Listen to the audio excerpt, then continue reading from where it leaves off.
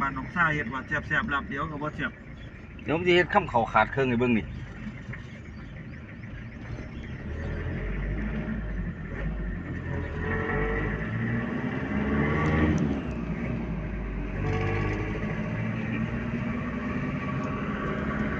หิวเขาแล้วครับโซเฟอร์มือนี่โซเฟอร์หิวเขาแล้วยังว่ากินเขาอยู่เขาเที่ยงพอดีแล้วนี่ไปนี่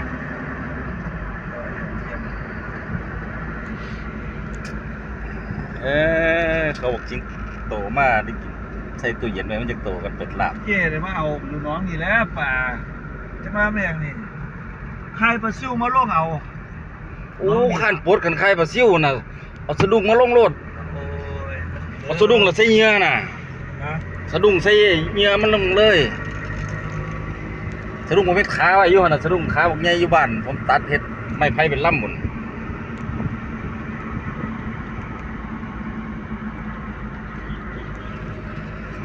เขาเก่งขึ้นอย่างนี้เขายกสะดุ้ง